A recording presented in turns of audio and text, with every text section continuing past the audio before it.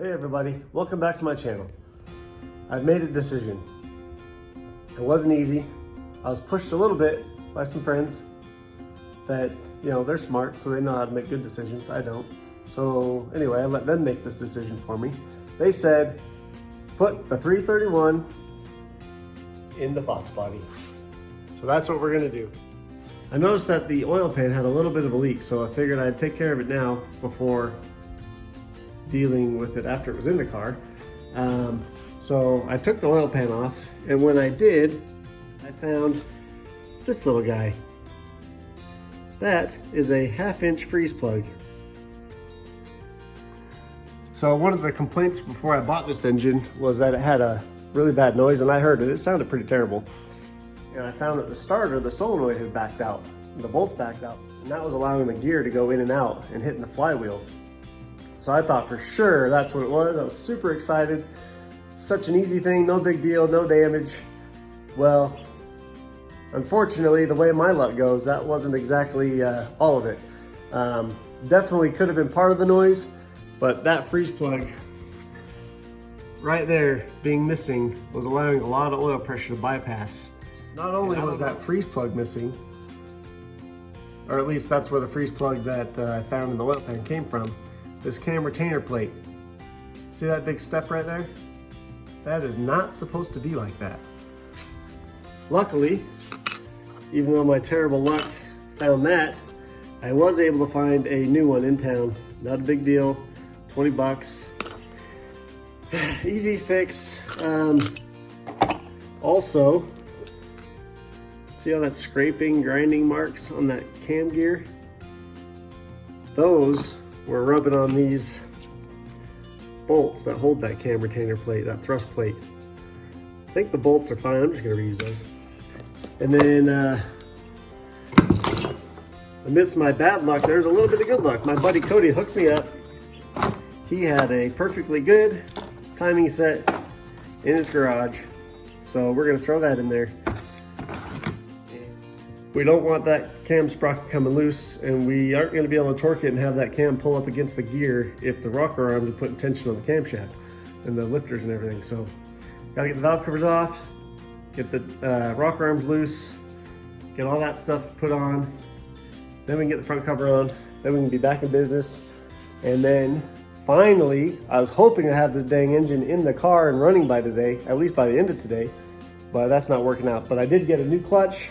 The center force clutch that was in there, I hate center force clutches. I've never had good luck with them. They're terrible, they're super stiff, super heavy pedal, miserable to drive. And they always seem like they kind of hold grip at high RPM, like they don't want to let you release the clutch when you're shifting. It's a terrible feeling, you don't like that. I don't like that, let's not do that. So I got a nice new clutch. Yeah, so we're gonna get this buttoned up in the front. I don't have much space here, as you can see. It's kid stuff, bike stuff, shelves, little bitty toolbox. No room for an engine hoist. So we're gonna borrow the neighbors, and then that'll get the job done and I can send it back. Save me lots of room. Okay, let's get after it.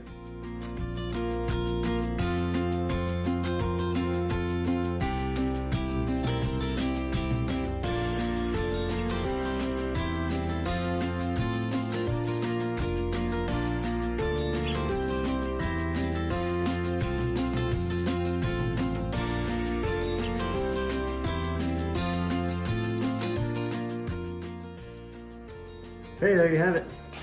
All my rocker arms are loose. All sides, both of them, blah, blah, blah. Look at that. Camshaft moves, I can get in and out. Okay. Retainer plate goes there.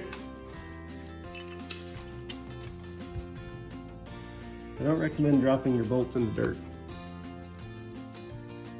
Looks good. See that lucky little freeze plug, that gets a stopper. That one can't come out. That one's got all kinds of room. Silly Ford engineers. It's tight. Oh yeah.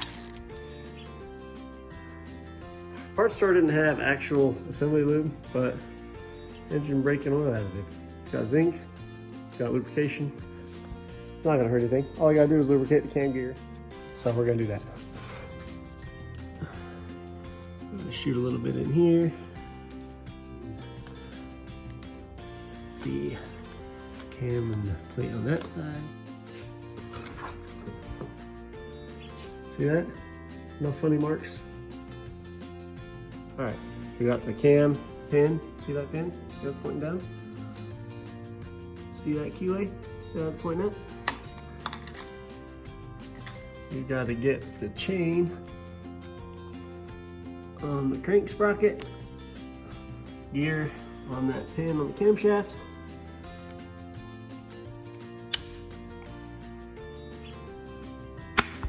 There we go. Forgot to put my awesome lube on the back of this. Put some lube on there.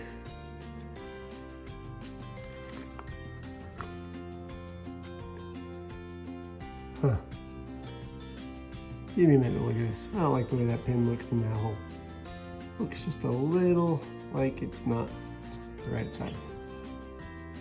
Okay, in true big large one luck fashion, I noticed putting this cam gear on there. Okay, see that? See how that's moving and the cam's not moving? That's a big hole in that sprocket. And after looking closer at the sprocket, see right there? Hex adjust, see that? There's supposed to be a little tool, a little piece of hardware that goes in there. It's a kind of a cam lobe eccentric, and it's a hex, and you rotate it and you can fine tune the location of the cam, and then you lock it down. See, I don't have that piece. And I can torque that bolt on there, and more than likely it won't move a lot, but if it does, our cam timing is going to go loose, and then our bolt can come loose, and we have to take the dang thing all the way back apart. Cody, I thought you helped me, but no, you screwed me. No, I don't blame Cody. It's my fault. This is my luck. The more you watch my videos, the more you'll see this is the kind of luck that I have. It's just the way it goes. Big, large one has bad luck. But at the end of the day, we'll make it work. I'll find a new cam sprocket. Just gonna slow us down in the progress. The Fox body is just gonna have to wait to get its engine. And you know, the way things are going, ever since I made the decision to put this engine in this car, things have gone south. It's terrible. Maybe the truck should get the engine.